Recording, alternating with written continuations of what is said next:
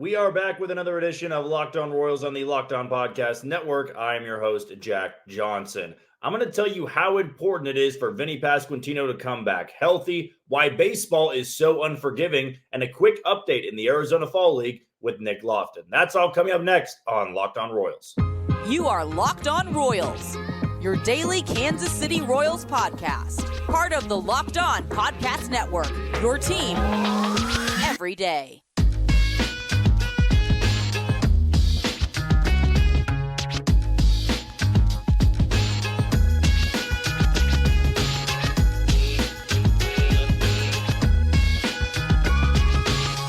Thank you for tuning in to another edition of Locked On Royals on the Locked On Podcast Network. Of course, I'm your host, as always, Jack Johnson, and catch me on Twitter at JohnnyJ_15. That's at JOHNYJ_15. And find these podcasting episodes on wherever you get your podcast. That can be Apple Podcasts, Spotify, Amazon Music, Google Podcast, or you can find us on YouTube. Just be sure to hit that follow button and subscribe. Today's show is brought to you by FanDuel. And remember that FanDuel is America's #1 sports book. You got the NFL in full swing, college football, but most importantly for our show, MLB postseason is in full swing. So be sure to head over to FanDuel and start making your bets today. We'll have more coming up about them in about 10 minutes or so. If this is your first episode ever tuning in, of course, welcome in. I'm sure you're a diehard Royals fan, and that's exactly what I am. I am somebody that believes when you have a passion like this, when you have a team, it doesn't really matter how good or bad they are. You want to know everything about them. You want to know updates on them. And that's what we want to do with this podcast here on the Locked On Podcast Network. If you want to know a little bit more about me, I work here in Kansas City at Sports Radio 810 WHB. I've got a show on ESPN Kansas City and a night show on Sports Radio 810 WHB. So you can always catch me if you go to their social media pages and their podcasting pages, but also can find it on Spotify and Apple Podcasts, I believe, as well. Now, for today's show, I think it's kind of weird, at least to me, that I think we've done, I would say, around 100 episodes at this point. We're nearing 100 episodes here with me as the host for Locked On Royals. I know that there were many episodes before I took over this podcast. But it kind of amazes me that this really feels like the first one that I've done centered around Vinnie Pasquantino. And I wondered myself, why hadn't I done something on Vinnie Pasquantino? Well, I kind of forgot that by the time I had taken over, I want to say in late June, Vinnie was hurt. Vinnie had been hurt for a while. And so we were talking about other guys. We were talking about Nick Prado at first. We were talking about prospects that could come up and play first base. We were talking about other guys on the team. And Vinnie kind of, fell back in the shadows a little bit. But I feel like I've always been very vocal on my expectation for Vinnie Pasquantino and what he means to this entire organization.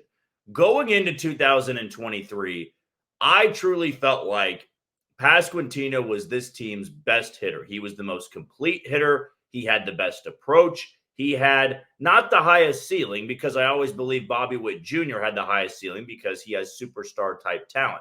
I think Vinnie Pasquantino can be this anchor at first base for the next 3 to 4 years. Like, you never even have to worry about who the first baseman is for the Kansas City Royals. And I'm probably more stoked than anybody. I'm sure there's some Vinnie fans out there. I mean, even the Royals have really leaned into the Pasquatch idea. They have the Sasquatch, remember, that walks out after every RBI or home run for Pasquantino on top of the Royals Hall of Fame. They've leaned into it. So I don't take that as, well, he's going to be a guy that's around for a few years and then maybe we won't see him in a Royals uniform. I truly believe the Royals and the fan base, the front office, the team, coaches, they all feel like he's somebody that's going to be a long-term piece. I thought actually a deal was going to be done at some point in the beginning part of last year, just because it felt like such a safe bet. We talk about extensions for Michael Garcia. We talk about extensions for Cole Reagans. Of course, the big one we always talk about, and we talked about earlier this week, was Bobby Witt Jr. Those guys are going to be in extension talks. However, if you asked me to put money down and say, I need you to go extend a player on this team, and the guy you feel so comfortable about, and you kind of know it's not going to break bank. You're not going to be going out there and giving him a 7-year deal well north of, 120 million, not doing anything like that. It would be Vinnie Pasquantino for me. I think Vinnie Pasquantino has the second most upside of anybody position-wise the Royals have behind Bobby Witt Jr. He's a complete hitter. The only knock on him right now is that he's gotten hurt in his first 2 years. But every single metric favors him. Defensively, it's not great, but you don't need to play him there every single day.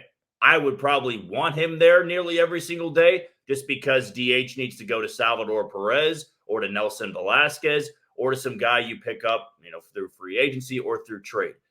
Vinny kind of needs to play first base a lot, needs to get comfortable over there and not just give that spot to somebody else who may not be a long-term fit or who may not be as big of a defensive upgrade as we think. I always thought Nick Prado, eye test-wise, was a bigger upgrade at first base than Vinnie Pasquantino. He's really not. Advanced metrics do not support Nick Prado's defense at first base. So you have a very well-established hitting first baseman. I even think the power can get to that 25 to 30 home run pace. And if he's healthy coming into spring training, that's where I start to think to myself, okay, this is a true piece you can build on. I mean, really, when you think about the infield, the last piece that's kind of lacking offensively, and he turned it on late in the season, is Michael Massey. I like what Maikel Garcia gives you at third. I love what Bobby Witt Jr. gives you at short. And I love what Vinnie Pasquantino gives you at first when he's healthy. And I don't look at it like an Adalberto Mondesi case because I feel like, with the shoulder injury, it was kind of similar to the one he had his rookie year. Remember his rookie year, he took a swing in Minnesota and he kind of grabbed his arm, and I think he went on the injured list for a little bit. I'm not sure that ever really went away. I can't remember if it's the exact same shoulder, but this one, I almost wonder if it was a wear and tear type of injury. If you're talking one oblique, then another oblique, then a knee injury, then a wrist injury, then a neck injury, then a back injury, then I'm going, okay, this guy just is fragile. He can't stay healthy.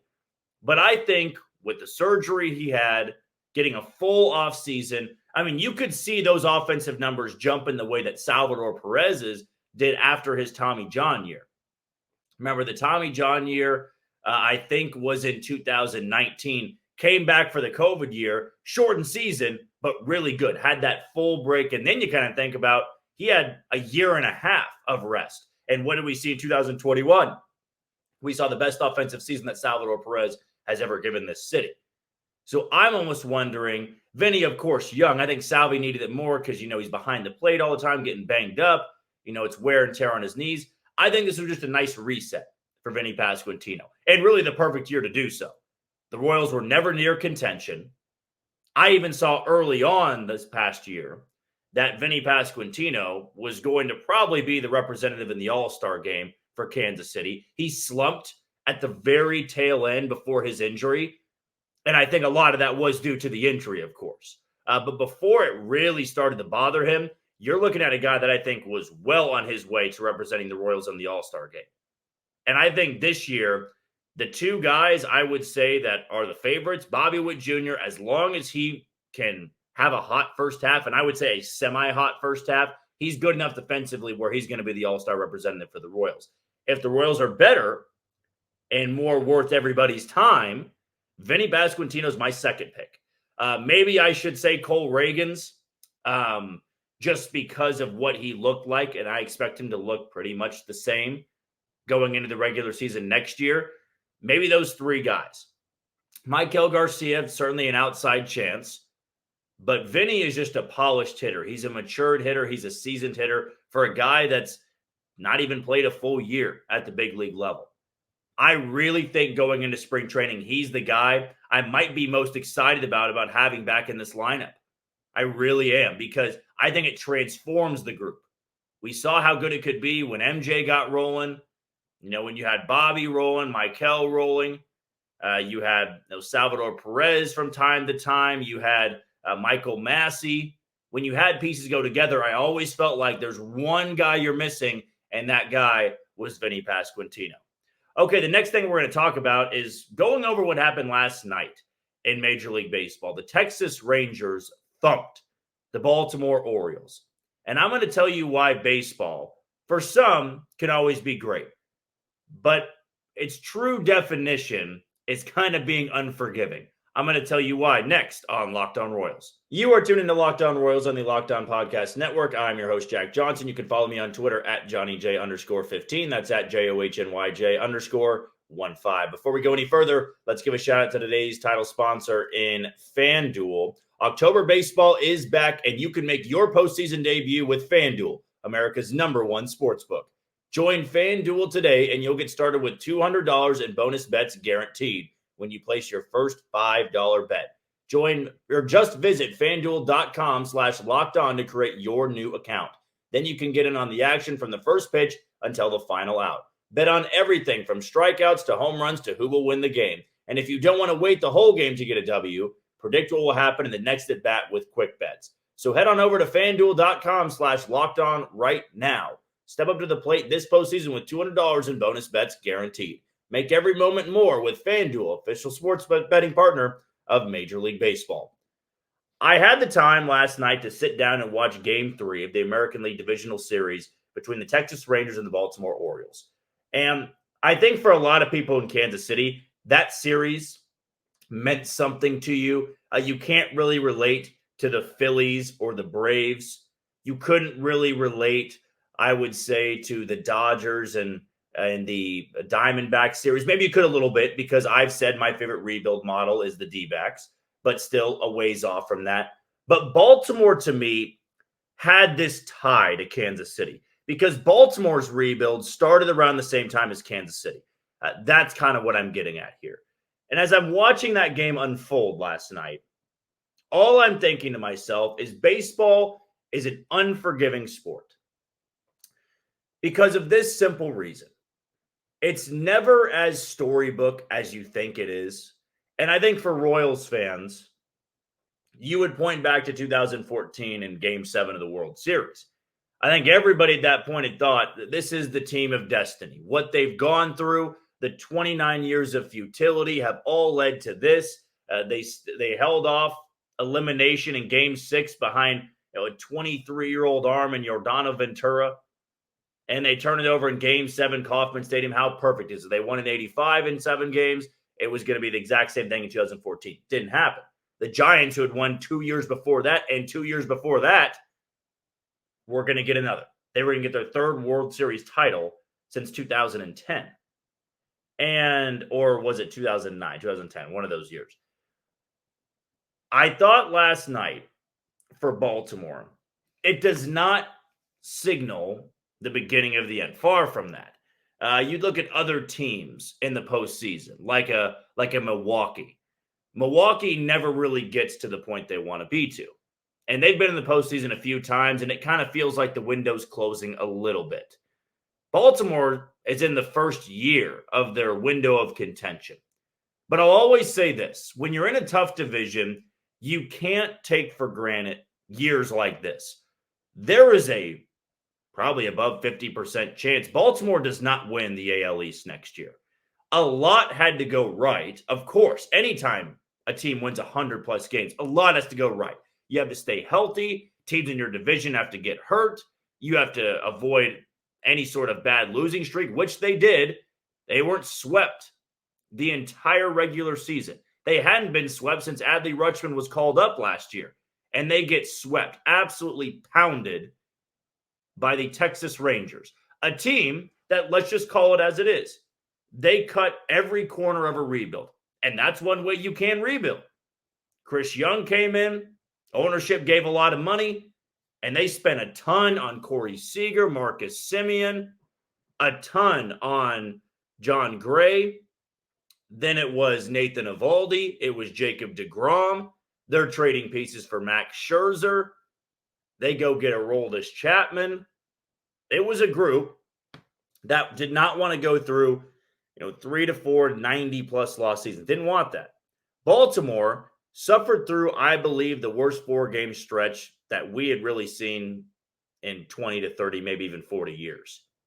I mean, losing 110, 113, just getting beaten down in the AL East every single day. Then they go win 101.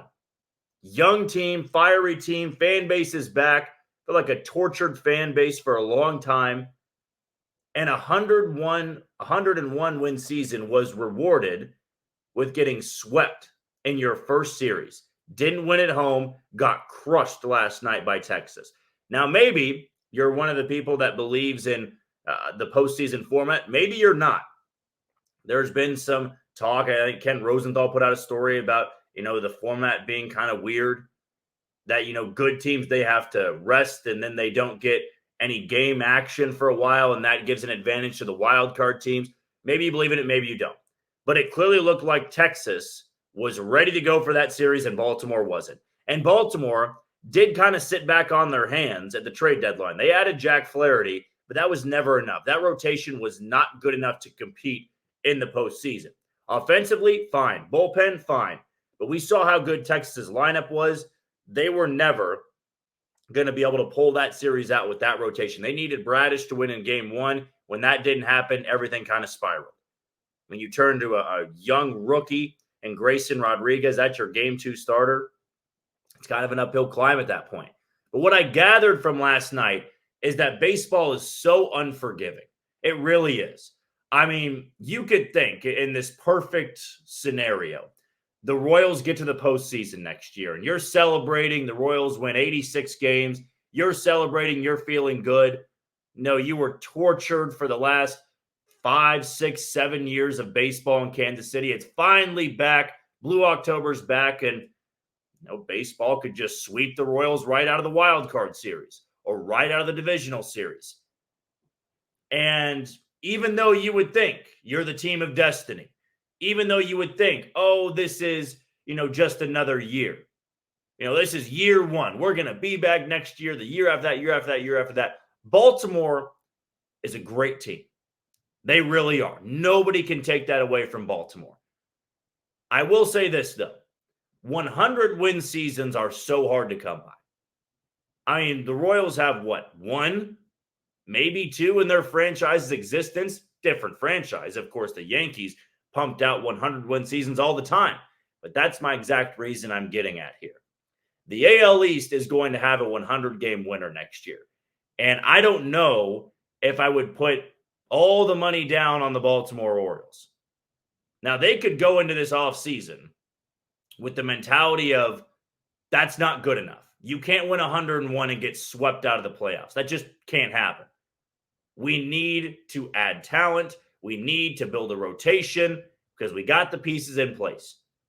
The fear is the Yankees are going to do the same thing. The Yankees are going to come into the offseason with more aggression than anybody in that division.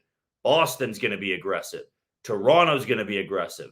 Tampa might be the least aggressive of the bunch, and they won 97 games, and they're going to win 90 plus with what they got next year. That's just who Tampa is. And it's why that division is such a gauntlet. It's so tough. And with the playoff format, you'll probably still get into the playoffs, but then it shrinks down to a wild card series. Now, maybe Baltimore fans are just want to get in the postseason next year. That's the goal. And that should be the goal. It shouldn't be to top 101. It should be get back to the postseason because everything felt like it went their way this year. Everything that could go right went right until the very end. Felix Bautista got hurt. Guys in the rotation got hurt. John Means had to get shut down. And then you look at their lineup, it is still really good. Lots of star talent, Gunnar Henderson, Adley Rutschman. But some guys are getting a little bit older, and you enjoyed great seasons from them. Anthony Santander, Jorge Mateo. Now, you still have young pieces. Ryan Mountcastle comes to mind. You have Westberg, I believe that's who it was last night. Cedric Mullins is getting a little bit older. You just have to capitalize a little bit more on seasons like that. If the Orioles beat the Rangers, lost in the ALCS, I think that still could have been more satisfying than what you got. Hell, even winning just one game would have made you feel a little bit more satisfied.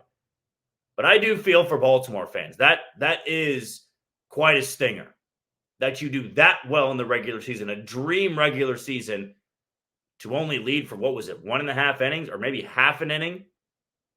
It might have just been half an inning. I think it was in game 2. That's all that Orioles fans were left with. Otherwise, they were looking up. They were always trailing in those games. Still a hell of a season. You tip your cap to Baltimore, but man, it feels like nobody can beat Texas right now. They are a buzzsaw, and it might be an all-Texas ALCS, which for the people in the state of Texas is the best possible thing they could have hoped for. Okay, the last thing we're going to dive into is a quick update. Arizona Fall League with Nick Loftin. He has been tearing it up, and I'm going to tell you if my expectations are continuing to increase for the super utility guy for the Kansas City Royals. That's coming up on Locked On Royals. You are tuned into Locked On Royals on the Locked On Podcast Network. I'm your host, Jack Johnson. You can follow me on Twitter at JohnnyJ_15. That's at JOHNYJ_15. Before we go any further, let's give a shout out to the other title sponsor today in Jase Medical. Modern medical care and treatment are important, but our global supply chains are fragile. Things like pandemics, natural disasters, and foreign travel may cut you off from the treatment you need. Jace Medical is your solution.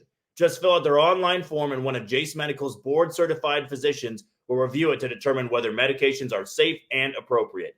Then Jace will send you your prescriptions to one of their partner pharmacies where your order will be filled and mailed directly to your home. You can also send your physician a message for answers to treatment-related questions anytime. Everyone should be empowered to care for themselves and their loved ones during the unexpected. That's why Jace Medical offers the Jace case. Save more than $360 by getting these life-saving antibiotics with Jace Medical Plus and an additional $20 off by using my code LOCKEDON at checkout on jasemedical.com. That's JASE medical.com. The Arizona Fall League is always going to be one of those things that excites me because you get to see an extended spring training, if you will, or a pre-spring training if you really want to dwindle it down. But it gives guys the chance who might have been hurt at some point in the season, might have struggled to the tail end, just a chance to get right and go in to the winter. If they don't go play in the Dominican Winter League, they don't go overseas to continue playing, it gives them a better taste in their mouth heading into February of next year when baseball rolls back around. Now, it gives you a better feeling. Hey, I did well in the Arizona Fall League. My stuff was good. My approach was good. My swing felt good. My power came back. That can inflate your numbers a little bit. And one guy I really wanted to keep my eye on, maybe not the top of my list. Gavin Cross is kind of the top of my list just because I want to see what he was able to do. But Nick Loftin was somebody I just wanted to keep an eye on because he is somebody that's going to go into spring training with something to prove. He is going to be somebody that goes in there trying to get a starting spot on the opening day roster. And, you know, Michael Massey is probably his closest competition. I think he makes the roster without much pushback. But in terms of being a everyday player, second base is probably his best chance. That just feels like a likely scenario. And some people are out on Michael Massey. They feel like he can't hit at this level, but he gives you gold glove defense. Nick Loftin, I think, can give you really good defense and better numbers at the plate. But it's more of what the Royals value at second base. Do you want Michael Massey there who's elite defensively and you kind of feel like this was a sophomore slump? Or do you kind of punt on Michael Massey already and turn to Nick Loftin, who I thought looked really good in year one in Kansas City? Just to review the numbers, he only had 19 games. But I will say the numbers were so impressive. He only had 68 plate appearances, had a triple slash of 328, 368, 436 with an OPS of 803. He had 10 RBIs. He stole 2 bases, had 12 Ks to 4 walks, 5 doubles. So you had tons of extra base hits. At least 20% of the time you were getting an extra base hit. And Nick Loftin kind of won me over on what he could possibly be in Kansas City. But in the Fall League, man, he is tearing it up right now. It's only been 6 games in the Arizona Fall League, but he is slashing right now 471, 615, 706 with a 1.321 OPS. He has 6 walks to 4 strikeouts. Now, he is quite a bit older than who he's playing down there. He's playing some minor league guys, but I just wanted to see that. I wanted to see some really good numbers from Nick Loftin down there. Tear it up. Make everybody know I am a big leaguer here. You guys are all still trying to fight to get up to the big leagues. I'm going to show why I'm that much better than you are. And Nick Loftin is a guy that I really think has the ceiling of being a more power-centric Whit Merrifield. Maybe that's underselling Whit Merrifield a bit, because Whit Merrifield broke onto the scene in 2016 and never really looked back. He was so good for so long in Kansas City. I'm not sure that Nick Loftin ever leads the league in hits. He never leads the league in stolen bases. I don't think he does. But you could trade that for having more pop, more power, and maybe even better defensive metrics than what Whit Merrifield gave you. And I think the Royals understand that as well. And I said this a long time ago when Nick Loftin first got brought up to Kansas City. This is not the Whit Merrifield story. I mean, Whit Merrifield was a later round pick. He was a college hero at South Carolina, had the game-winning hit against UCLA in the College World Series, Game 2, I believe it was. Then he spent a long time in the minor leagues, always played well in spring training, never got that chance. Nick Loftin's a first-round pick. So let's get that very straight here. Nick Loftin is supposed to be good. Whit Merrifield was a long shot to be good at the big league level. So I'm not trying to directly compare the two, but I will say Nick Loftin does a lot of things that Whit Merrifield could as well. Being a super utility guy is a big plus for a young player trying to find a spot on the roster. I think everybody should kind of know that at this point. You know, if he can't beat out Michael Massey, maybe he beats somebody out for left field. Maybe he beats somebody out for right field.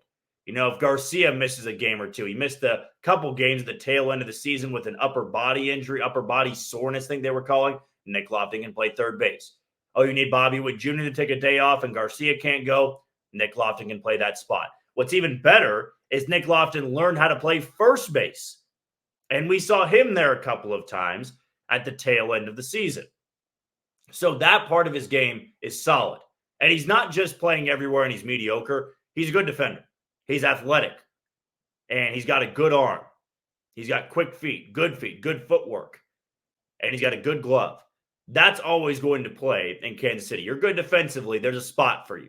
But offensively, I was very impressed at how he never really went through a true slump. I would like to see him hit the ball a little bit harder. Sometimes I felt like, you know, he benefited, that average benefited, the OBP benefited from some infield singles, some soft contact singles. The next step for him is really start tearing into the ball. You see the hard hit rate go up, the chase rate go down, the barrel percentage go up. That's when I go, okay, he is an everyday player. You have to get him out there every single day. And he fits into this window. He's going to be 25 next year. He can play everywhere.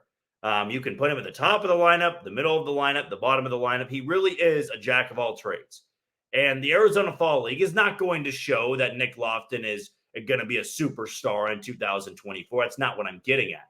But I wanted to see him go down there and just show, hey, I'm the big leaguer here. I'm the big leaguer here playing against all of the minor leaguers or the guys that were hurt and need to rehab a little bit. That's important to me because it goes hand in hand with like a rehab assignment. When you see Salvador Perez go down to AAA, or you see Bobby Witt Jr., if he ever goes down to AAA on a quick rehab assignment, Vinnie Pasquantino, I want to see those guys dominate their opponents because they should be much better than their opponents. And Nick Loftin is showing right now, small sample size, 6 games, that he's a big leaguer. And who I'm playing against can't really match up to me. So very, very impressive start for Nick Loftin in the Arizona Fall League. Hope to see more good news as it progresses throughout that mini season down there in Arizona. Well, that's going to do it for another edition of Locked On Royals on the Locked On Podcast Network. I've been your host, Jack Johnson. Follow me on Twitter at JohnnyJ_15. That's at JOHNYJ_15. And you can get all these podcasting episodes on wherever you catch your podcast. That can be Spotify, Apple Podcast, Amazon Music, Google Podcast, and on YouTube. Just be sure to hit that follow button and subscribe. We will be back tomorrow with a brand new episode. But until then, you take it easy, Kansas City.